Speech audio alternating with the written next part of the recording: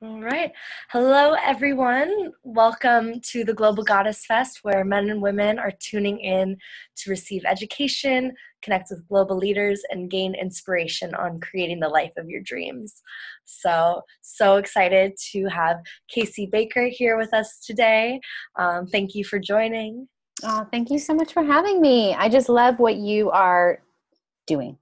Thank you. Thank you. And Casey's going to be sharing a little bit about some secrets to rocking the stage with confidence, clarity, and grace, and her work with the female voice. So those of you that are tuning in from around the world, a little bit more background info about who this wonderful woman is sitting here in front of us. Casey she's devoted to unleashing the brilliance of women's voices worldwide, and doing it in a short amount of time. And she's received a lot of recognition for her unique body of work. She's spoken and taught at the United Nations, Women Microsoft, TEDx Women, and other really powerful events and organizations. So really excited to have you here and have your knowledge here. She was also an advisor on authentic communication for Secretary Hillary Clinton's 2016 presidential campaign, which I'm really curious about, like how that work went. And she's a graduate of the University of Pennsylvania and has produced her own children's music album and is a lover of dance, singing, nature, and currently is tuning in from Sedona, Arizona. That's right. Awesome. Beautiful Sedona. So we had another, we had Holly, who is also from Sedona, as another expert on the Global Goddess Fest. Holly, yeah, I'm wondering if you guys are connected. I don't know Holly. Well, it'll be fun to connect you two. Very cool. So thank you so much for being here. And, I was really drawn to your work with how you are bringing in spirituality and the arts using, you have your kids album, the dance component, and then really how to present on stage. And I think a really cool part about what we're doing at Global Goddess Fest is like really bringing this work out into the world and relating it to everyday people. So this isn't like just a summit for coaches to come and understand coaching better, but really for all types of people. So I'm really interested in how this whole world has blended into like working with Secretary Hillary Clinton's 2016 campaign. So maybe if you want to start there and just share a little bit about experience. Well, first of all, I just think I love hearing that that's your orientation, because I just so see and believe that I think that for so long, and I imagine probably a lot of people watching this, who have a proclivity for being connected to our bodies and the wisdom within our bodies and aliveness and all of that. We've kind of like had these sort of counterculture and this thought that the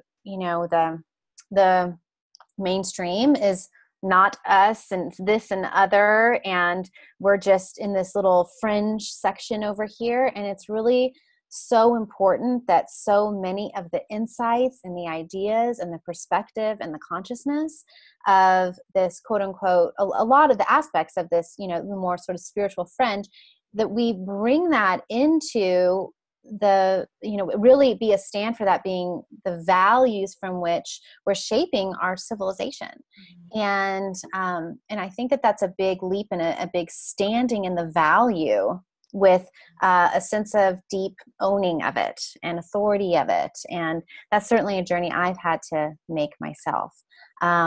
So, in regards to the Hillary Clinton thing, I mean, I'm a public speaking junkie. I just have always watched public talks. I mean, since I grew up in a public speaking household and very politically oriented household too. And I just, as I do, I was watching a lot of her talks in 2015 when the primary campaign really started. And was just, for me, I was just so devastated seeing so much of just, especially when she was reading from a script and speaking to larger audiences, the complete disconnect the incredible veneer. You just could not feel her. You could not feel the connection. And I just knew that there was a way that I could serve her in creating that connection. Because here's a brilliant woman. I mean, I did not agree with all of her policies, but I agreed with a lot. And she definitely is brilliant. And I just was like, this is tragic to see someone who's so brilliant not having that connection. And I knew that there was a way that I could serve. So there was a way for me that I had to just was like, oh, I know I have something of value and it's my job to offer it. And if it is not received, that has nothing to do with me. And so what ended up happening was that I put together a video, and actually with David, who is my co-parent and best friend. And, he was up all night helping film and then edit the thing, because I decided I was going to do it. And then the miracle was that 2 days later, I got an invitation to go to a breakfast with her out of the blue. I mean, it just, that feels like my life, things just, it just happened like that. So I went to the breakfast, but the night before, I mean, we were just making this whole video and doing the whole thing. And I went, and I mean, I didn't know anybody there, some major big mansion in San Francisco. I didn't know anybody there. And I just had this very simple prayer of like, just guide me to meet and connect with whoever I need to connect with to deliver this important information. Mm-hmm. And I didn't meet anybody that was obvious as the right person, but a couple staffers, they didn't seem like that influential. And so in the photo line, waiting to shake hands there, I was like, well, this is it. I'm just going to have to talk to her. And so I got up close and I thought I would have 30 seconds, but you have like 2. And I came up to her and, shook her hand and I said to her, and we went to right away to take the photo because it was on to the next person. And I said, listen, I have an idea that I truly believe will be so valuable at helping to catalyze more young people and getting passionate about your campaign. Who on your staff do I need to talk to? And she was like, fantastic. Thank you. Yes, I would love. And so she stopped the photo line and she introduced me a couple people and, and she was like, I really want to hear what you got. And I was like, thank you for being open. I would love to help serve. And so then one thing led to another, and it was amazing. I mean, she's in the news a lot, Huma Biden, it was like her right-hand woman, sent her over to talk to me, and I gave her my zip drive with the thing and my contact information, and they wrote me back right away, and they loved what I had to say. And one thing led to another, and the director of the digital campaign wanted to communicate, and I sent a whole report on how basically my steps for how to create more authentic connection in their digital campaign and in her speaking. And then they invited me to come to New York. And then I was on their creative council. I was an advisor on their creative council for the campaign. And I think that there were some things that I saw, there were some real shifts over the course of the campaign in her connection. I really felt it, and I really felt it in the debates. And I think a lot of people felt it. And I also, during that time, developed a tremendous amount of compassion as I more deeply, especially when I went to New York and talked to a lot of people on the staff, just about the world that she's in and the veneer of protection that over the years she's just had to create for psychological safety for herself, and how difficult that is to break down. So I think that there were a lot of ideas that were adopted, and I wasn't the only one working on this on the campaign, but I was part of a movement within the campaign to support that. And I think that it did make a difference in some ways. And it was exciting. And for me, it was very much taking and seeing that, the level to which we want to play and the level of influence that we want to have with our ideas and what we're doing is determined by the depth of our commitment to serve and getting out of the way. I had to let go of the thought of, really like the need for them to respond to me. I had to stand in just being a clear, open channel for sharing my ideas, no matter what, because that's my job. It's not my job to determine what's done with them.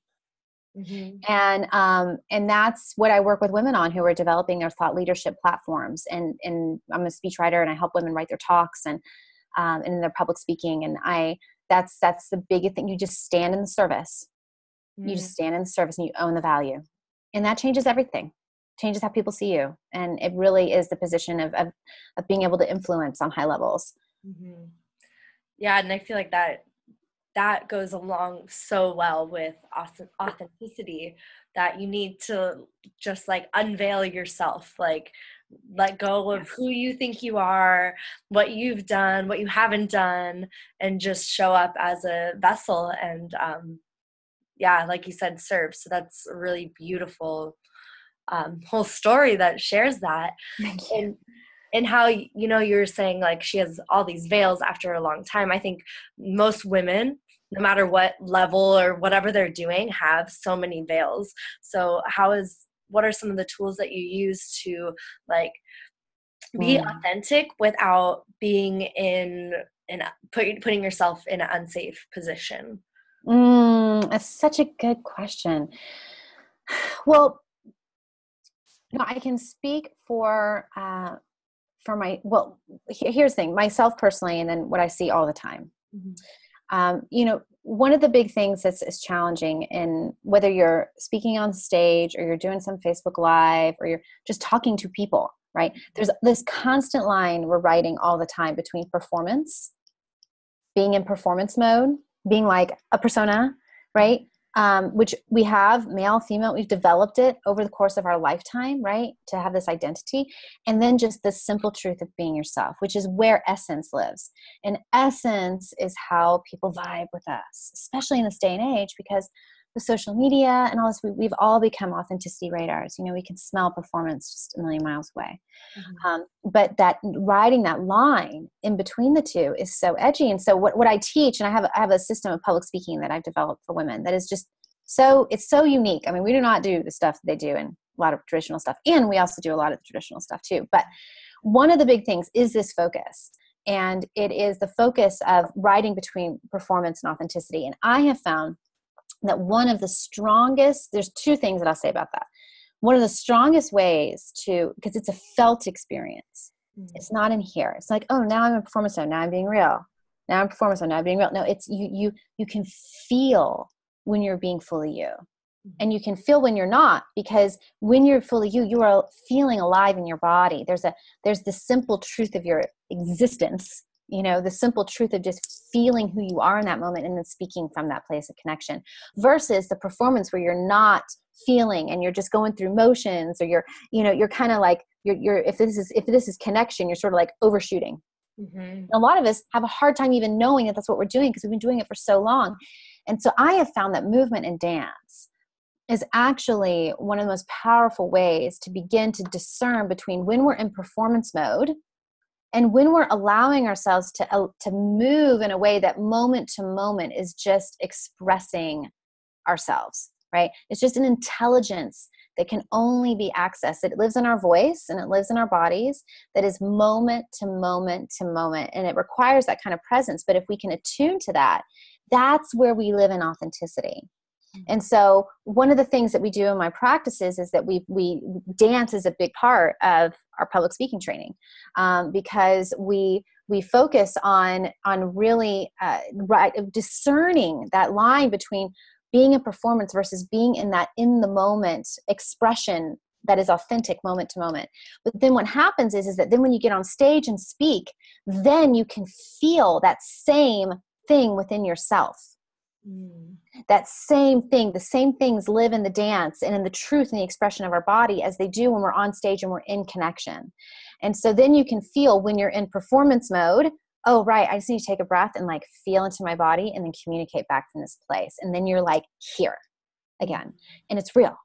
And so that is one huge thing that I'm a big believer of. And it's so effective, and it's very odd to a lot of people, but it works. So that's a big thing we do. And then the second thing that I say is that, when you're really committed to having people really hear and understand what you're saying because you care, that they really get it, because it matters that much, because you're that connected in your compassion and your care to them, that's real.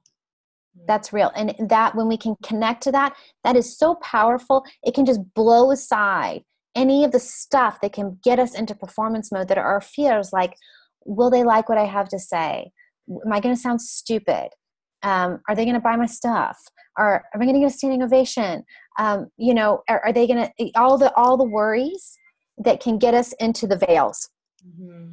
Right. And then we have to like somehow like power over the veils, and then we've just lost the connection. So when you connect into what it is that you deeply care for your audience, your genuine compassion, care, what you want for them, and you are so committed to having everything that you say land because it matters, because you care, because you really want them to get and hear it, that is so real. And it just blows through all the fear, all the self-doubt. You don't even have to get rid of the fear and the self-doubt. It can still be there, but the compassion and the commitment just trumps it all. And it's real. Then people can really feel your heart and your genuine commitment for them. And that's leadership. I love that. And then I feel like that is the authenticity. Like, I just keep coming back to it because it feels, you know, being raw. It's saying, yeah, I still do have fears and I still do have these things because we're all human. Yes. You know, anyone that's saying that they don't, like, how are you supposed to believe anything else they're saying? And so figuring out those tools to just kind of relax into it, and yeah, keeping that guide on like the shining star that you're working towards, and connecting that with your like diamond heart, and really moving through your life with that sort of purpose and drive. I think sometimes when we are so passionate about something, we forget about who we are and what we're doing, because it's like, but this thing, or like, but this movement, I have to be a part of it. I have to give everything, my whole being to it. And I forgot who I was. Didn't even matter, because you're part of something so much greater than yourself. Yes. Mm-hmm. Commitment and compassion, they're the ultimate liberators. I mean, it's love. Mm-hmm. Yeah, it's the power of love. So it's so true. It's so true that connecting to something that is so much larger, there's so much freedom in that. And, Mm-hmm. so I believe that's very, very true. Yeah. Awesome. Well, thank you so much for being here, and Oh, thank so cool to you. hear about your story. And I think it's just inspiring to hear about what you're doing and the ripples that you're making through really standing into that yourself. So, and I believe that you,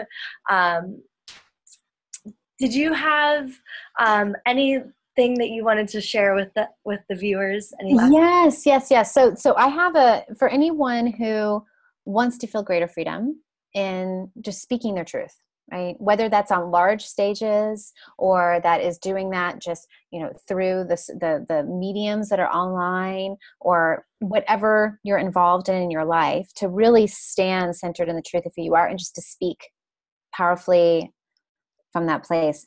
There's a 4-part training video series that I have that's free, that anyone here can go and watch. And the practices that I teach are really unorthodox, but they work.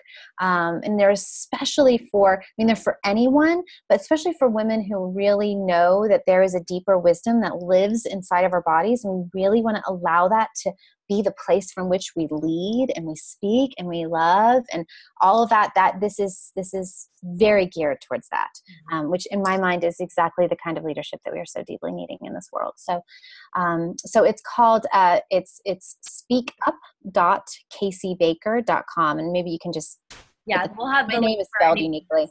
that's viewing. So Cool. awesome. Well, Right. thank you all so much for joining. We hope to see you next time at the Global Goddess Fest. And thank you so much, Casey. Thank you so much for having me. Yeah.